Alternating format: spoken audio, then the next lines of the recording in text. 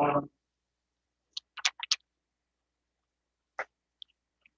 like to call this meeting to order. I'd like to have a motion of council to approve the change of venue room due to the compliance with the current directives of the province of New Brunswick during the COVID-19 pandemic. I'll make that motion. Motion made by Councillor Allison, seconded by Councillor Murray. All those in favor? Contrary minded?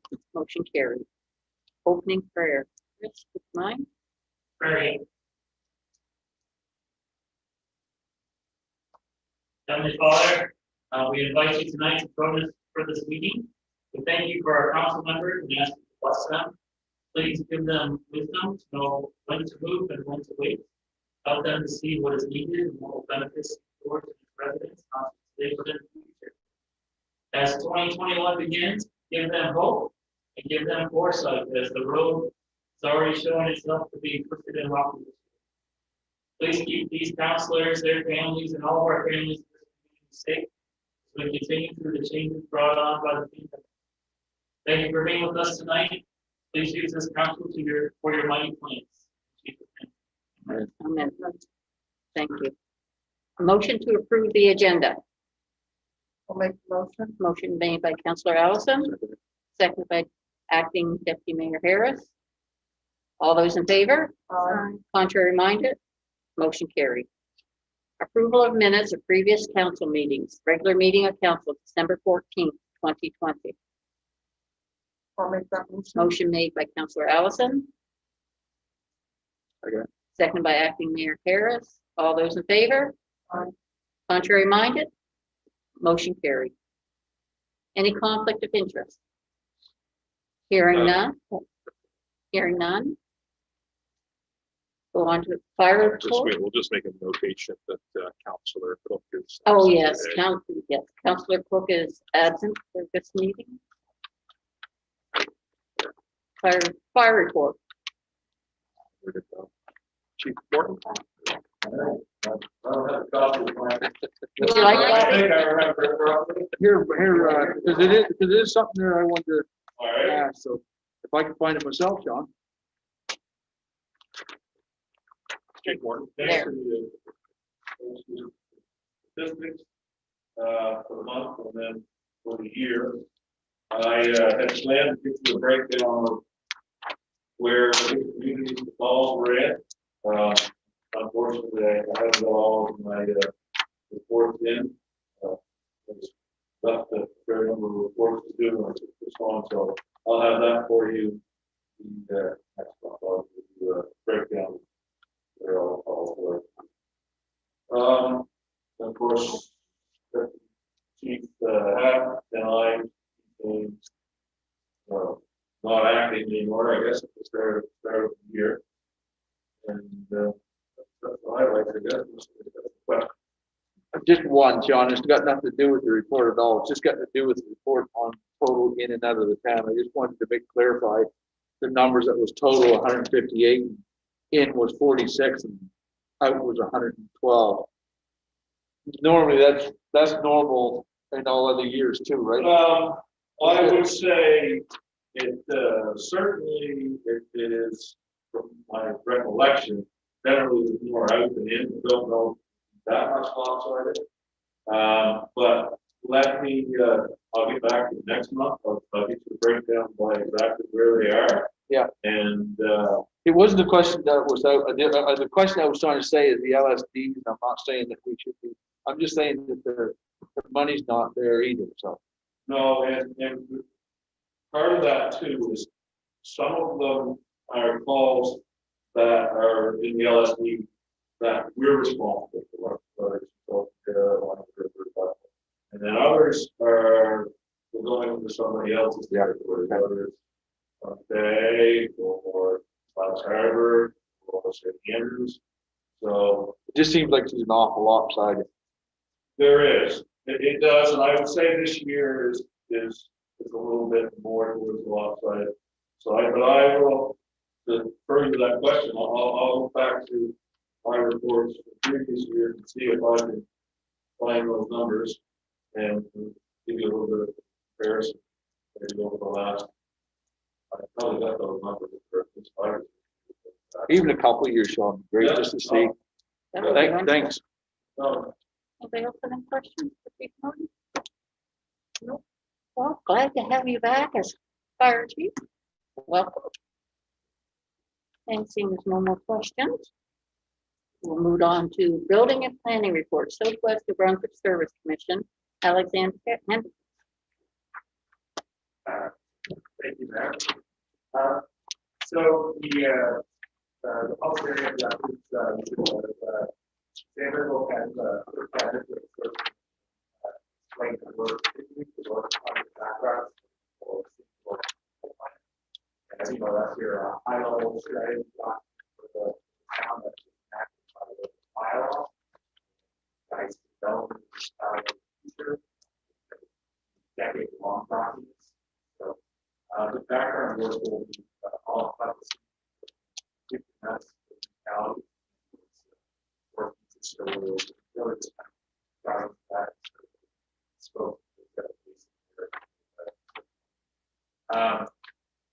So you saw the text amendment, I just modify your current zoning bylaw. We haven't gone into modifying the plan whatsoever. That's started with you guys.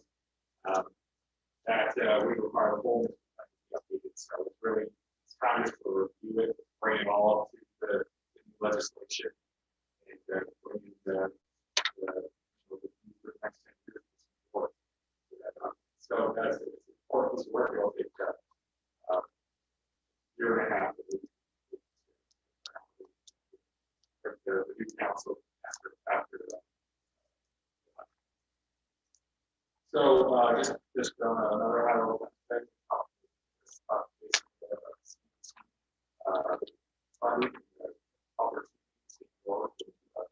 With that particular fund and the housing studies that have growth very positive. And some of the teams look at that housing study that was produced for the region, and they look at that as a positive market study that really puts the light on it. So that's something to consider going forward. We would like to assist as well. In terms of development, it was a slow year. For the first 9 months of the whole year, $636,000 worth constructed. 4 development permits, 21 development permits, almost $1,950,000. This is actually kind of typical this year, less commercial investment, more in the development and smaller scale stuff. A lot of people are home, like a lot of builds kind of thing. So you see this is very difficult actually across the board. We just have a couple subdivisions to improve. Some which have just been on the board for a while, still happening with the process of formal CDEC. Regional planning update. We've met a couple times with the development group of Charles. Talk about some work we've done with transportation and housing. And so there's some interesting conversations happening there with the private sector and some of these so just kind of providing technical and data resources to them. See where they go. But that's basically my whole work. Anybody have any questions for Alexander? Thank you. Okay, moving on to delegations. Mr. John Mr. John Diderakis. Peterakis regarding Brunswick Exploration Mineral Claim. He's hasn't. So looks like Mr. Diderakis is not has been able to attend. So we'll certainly reach out to him and let him know that he can present to council at future sessions. Okay, moving on to general reports, general government. 2021 gas tax fund, the planned road work for the gas tax fund in 2021 will be Solaire Court. On Eagles Nest, we will be working with the Department of Tourism on phase 3, continued work on Eagles Nest area, being the clearing of the parking space. St. Mark's Cemetery, we will be discussing with the province the continued work on the restoration of the old St. Mark's Cemetery on Main Street. New well number 6, we are on hold for this project. We're looking for other options. Splash pad, fixtures for the splash pad have been ordered at the end of December. Dangerous and unsightly properties, 2 additional files opened with properties since mid-December. Public Works area, this year we plan on doing some long overhaul renovations to the Public Works area. Last year, a lot of work was done in the fire hall, and this year we hope to update the heating and repair exterior wall in the works hall. Lagoon, we have finalized the $1 purchase of a residential lagoon. Housing, meetings are ongoing. Jason's been in meetings about much needed development options for our area. A reminder, the town is offering memorial benches for sale. The current cost is $1,500 per bench. These black steel benches will be placed in designated spots along Main and Brunswick, with future spots in Riverview and Mount Pleasant. One of these benches will be installed at Dunwoody Corner. Basic and memorial benches are expected to be installed in the spring of 2021. A reminder that New Brunswickers will be going through the polls for municipal elections on May 10th. Information on how to become a candidate is on the Elections New Brunswick website. And I just wanted to remind everybody about 211. New Brunswick is accessible across the province of New Brunswick. Call 211 and trained staff will work to connect callers with services for both everyday needs and times of crisis. 211 is a much needed service and will fill in the gap of navigating social and community services and resources across New Brunswick, from basic needs like housing, food, access to support for youth, seniors, mental health, and so much more. That's everything I have. So I'm going to move on to EMO status update of COVID-19. Thank you, Your Worship. The town remains at a level 1 active monitoring. With the province, our zone 2, we are still in an orange state here in zone 2. Today, 21 cases have been reported by the province. Brings our total active right now is 204 active in the province. Since the pandemic started, since we started tracking cases, the province has started tracking cases. We just reached the 800 mark of cases in the province. Not overly bad as a province, considering our population is over 700,000. To date, the province has conducted 163,556 tests, COVID tests in the province. And there is no confirmation of changing the status. I know there's been a lot of rumors that status is going to change. So I guess nobody here knows that until the province tells us. So nothing else, Worship. Thank you. Community services, just have 2 points. Events for 2021, though still early and still unsure of restrictions with regards to the pandemic, we are looking at putting together some events for the summer that would still meet current restrictions, such as drive-in movie, outdoor concert. Of course, this will all depend on what color we're in at the time.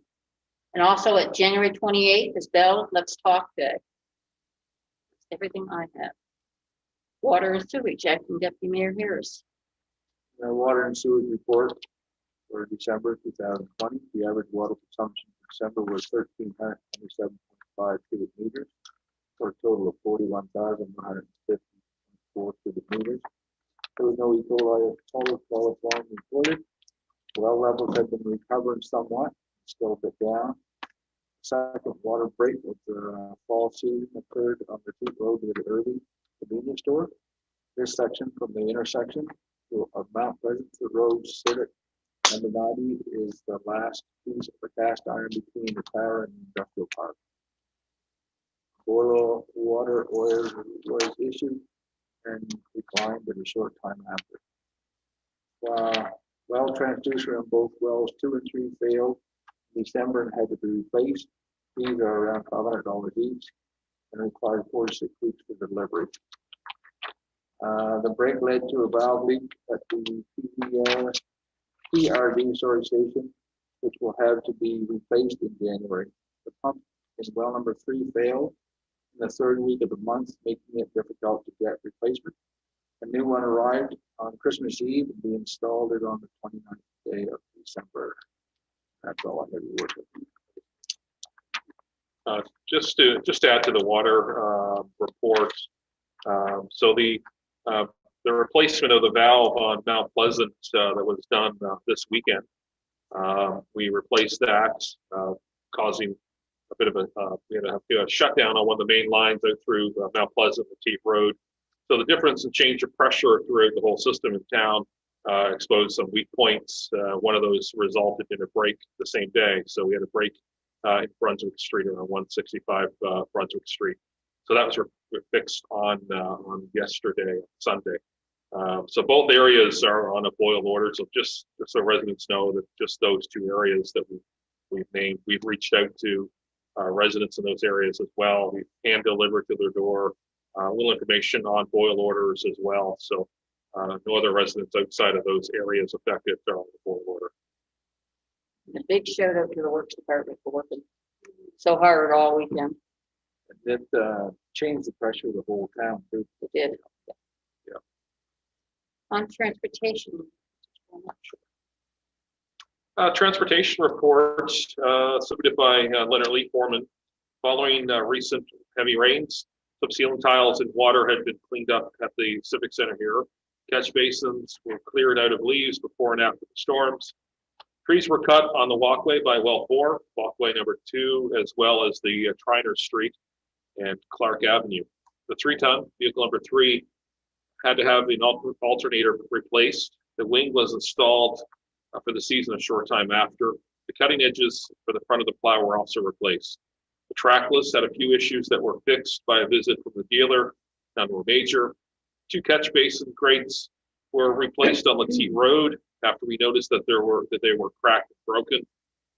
A sign frame was built for well 6 project and erected on site on Riverview Avenue. The lights on the tree at the post office were replaced with the new ones after some wires were cut. We think the squirrels get at those. The walkway was blocked off after the flood. The barricades were brought down 3 days later when the water receded. Water was shut off at the Day Adventure Center, and the lines blew out to prevent any type of damage. Culvert extensions were installed at the True North property on Fundy Bay Drive. A new culvert was installed at the Rainbow Net driveway to make the first driveway wider. A new culvert was also installed in walkway number 4 behind the Dewar property off of Riverview Avenue. New shelves for larger equipment was built in the shop, freeing up much needed floor space. Garbage cans on Main Street were brought in for the winter. A new signpost was erected for the cemetery on Carlton Street after the some heavy winds that we had blew the old cemetery sign down. And that is all, Your Worship. I just wanted to mention too that we've decided to leave the lights up on the poles and the Christmas tree lit for the month of January, just to give a little bit of light and brightness to a dreary month. Tourism, Councillor Allison. I have nothing to report at this time. Economic Development, Councillor Murray. We move back to the orange phase, the master mandatory in all indoor spaces and outdoor spaces where social distances is not available. And we continue to remind you to shop local. That's all, Your Worship. Thank you.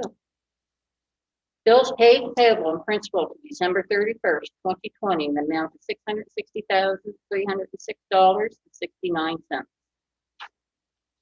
I'll make a motion. Motion made by Councillor Allison, I'll second that. seconded by Councillor Murray. Any questions?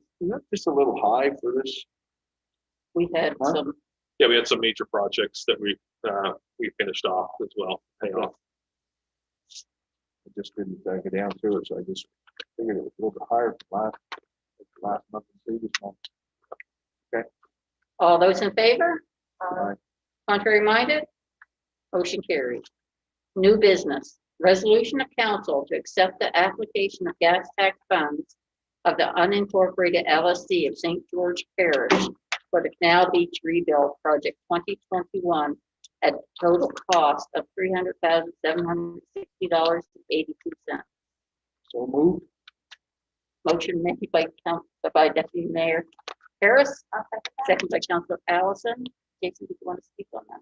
I'll just add that this is for gas tax funds from the parish of St. George. So this doesn't involve the gas tax fund for the town of St. George. We're applying for to use those gas tax funds for the parish of St. George. That would be Bonnie River Canal, Second Falls for this project. So there will be no town funds used for this. And again, this is just an application. It could get denied. So we'll put the application. It just needs to have the blessing of council. Any other questions? Hearing none. All those in favor? Aye. Contrary minded? Motion carried. Resolution of council, third and final reading by title of bylaw 25B 2001, amendment of zoning bylaw 25-B. Speak, Patrick. Thank you, Worship. So we did receive a letter back from the PRAC chair, Mr. Sam Walsh, dated December 22nd, 2020. Dear Deputy Mayor, dear Acting Mayor Avery and councilors, I'm writing to you to give you our written views on the proposed amendments for the town of St. George zoning bylaw 25B. Our committee met on Thursday, December 17th, 2020 to discuss this. Our conclusion is that the Planning Review and Adjustment Committee, PRAC, the Southwest New Brunswick Service Commission, is recommending that you approve the proposed amendments to the bylaw based on staff's recommendations. That was signed Sam Walsh, PRAC chair. So I have, bylaw 25-B 2001, this is an amendment to 25B, being the zoning bylaw for the town of St. George. Is that a title? We'll have a motion. I'll make that motion. Motion made by Councillor Murray, I'll second it. second by Councillor Allison. Any questions? Questions with Paul? All those in favor? Aye. Contrary minded? Motion carried. 12C, discussion of delinquent water and sewage accounts, utility fund. I'm going to let you speak on this for a moment, please. Thank you, Your Worship. So just a discussion point that's been brought up. It's in regards to our utility fund. So basically our water sewage accounts for the town. So basically our utility fund is about $800,000 a year. We keep that number in mind. As of the first of this year, 2021, we look back at 2020 and we see that we have an excessive delinquency of $100,905.98. So basically we have about 1/8 of our total fund right now is being held in delinquency. Just to give a little bit of background, we all recall that earlier mandatory orders from the province during this pandemic advised that we municipal bylaws such as shutting off water and utilities, that we couldn't do that. So that sort of changed back in October, November, when the mandatory order was rewritten. They pulled some of that mention of the local governments out, and so now we're back to sort of I guess normalcy. So water shutoffs are something that we can do. We typically wait until April and May, but I guess just the discussion point for council at this time is just to be aware and to bring this up to council. That's certainly we're pursuing that. We've sent final notices and past due notices to those residents that are listed on this, but compared to previous years, it's an exorbitant amount of money. Could we revisit this in March? You can provide us with an update, see what the status is of them after you have reached out. But just the thing is, they gotta realize too, like that is, when we talk 1/8 of a budget, holy cow, that's a lot of money to be an outstanding. And I mean, people realize that, we pay for a service and bills have to be paid. Yep. So just let people know that bills gotta be paid. And you know what, it's not, maybe it's the thing is, maybe they're just gonna have to shut water off. Maybe that's the thing to do. If you can't get it, you can't. The only way you We do got is to forgive. take the service away. And everybody's got to pay for the service. Okay, so we'll revisit that in March.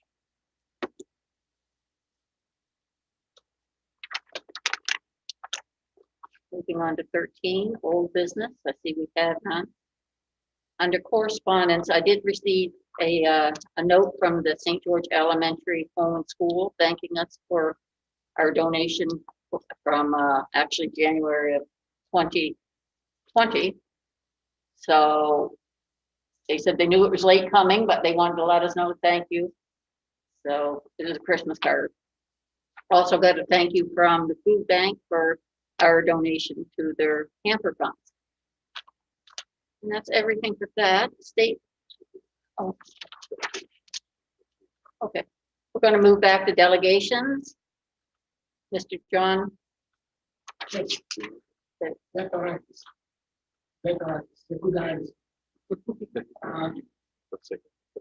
You have the floor for 10 minutes, John. Thank you very much.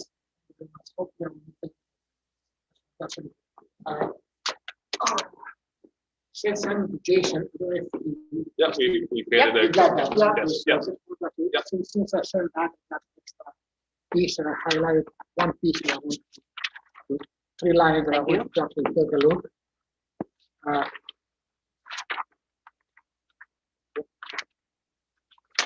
You.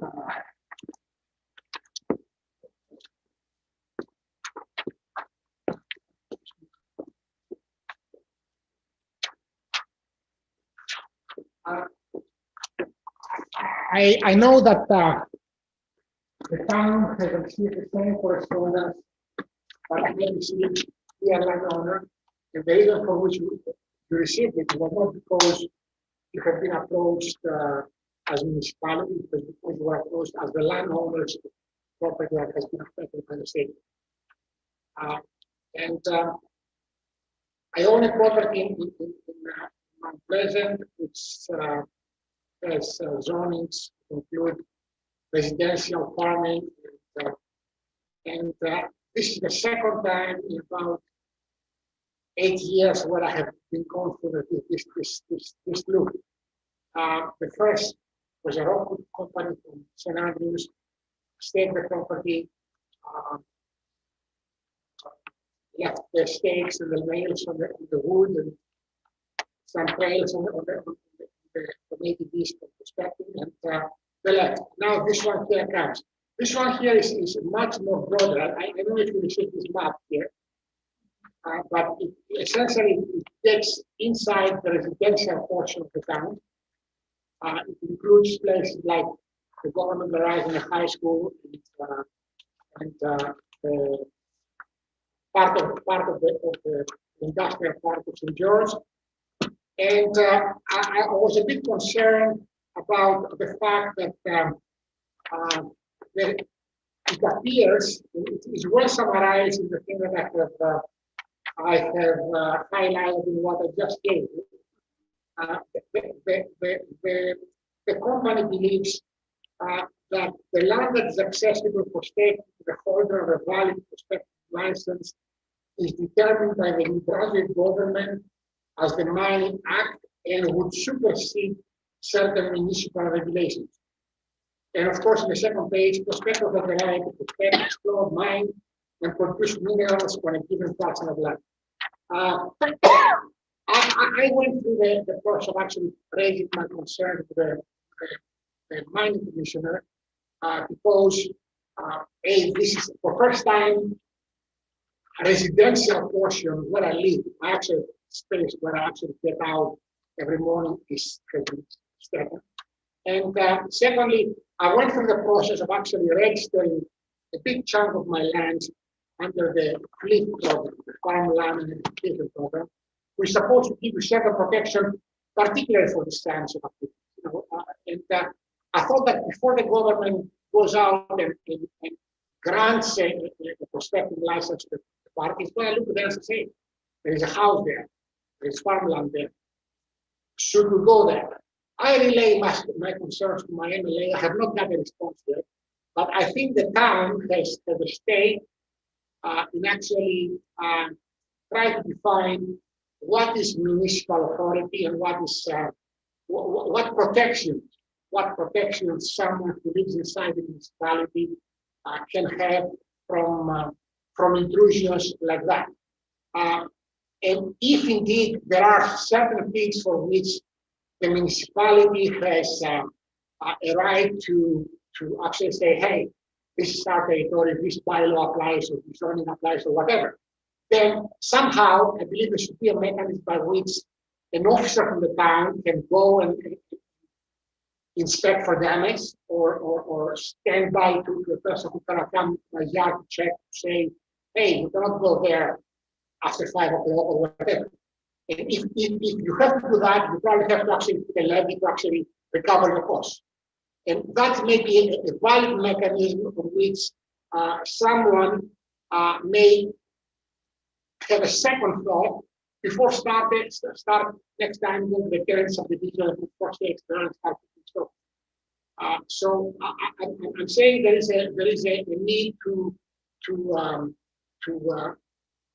the council to get sensitized on the fact that this chances are that that will be the last level of advice and they're going to go away.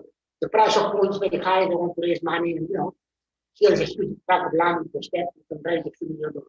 So if that's the case, everybody's happy.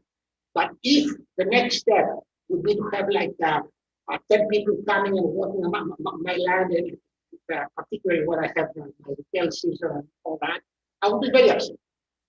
So I communicated my concerns to the mining commissioner, which according to the law is supposed to be an authority with powers of tribunal and commissioner to actually adjudicate any issues like the one I'm raising.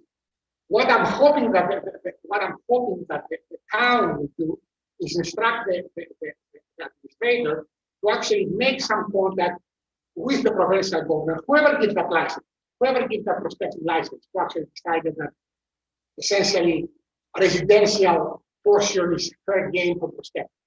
And contact the mining commissioner, and if the mining commissioner is supposed to actually do something and get involved to adjudicate his concerns, I believe the town should be a participant there and communicate the town position. What should be the town position if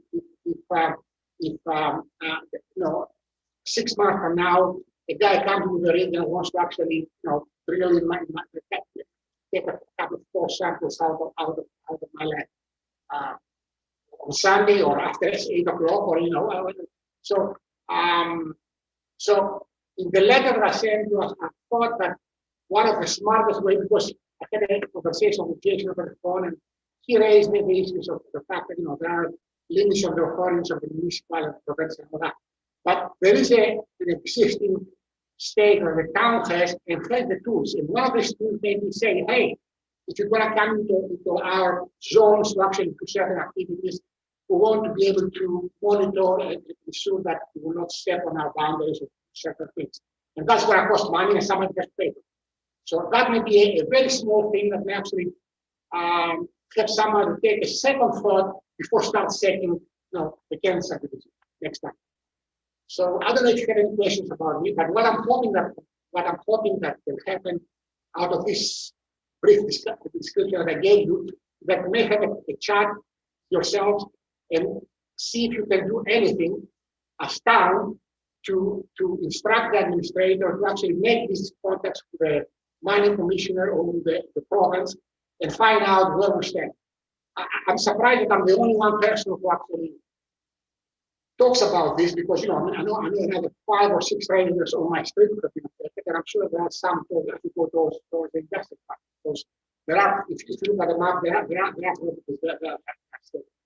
so that's all. I think I covered in less than 10 minutes. If you have any questions. Does anybody have any? What we'll do is we'll get together and talk and we'll get back to you.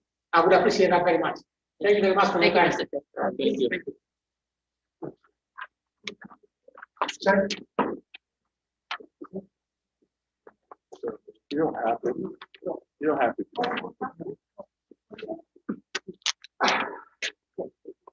Good night. Good night, Sarah. Good night. Thank you so much. Thank you so much.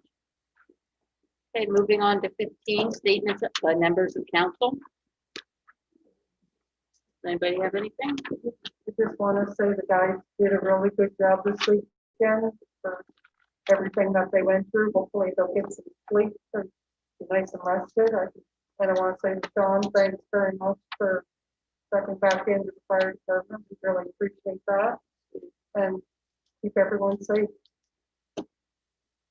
Anybody else? Okay, seeing no public presentations. Date of the next regular meeting, Monday, February 8th, 2021, 7 PM here at Macadam Place. Provided we're still in orange or yellow. So moved to adjourn. Moved by Acting Mayor Harris. Thank you.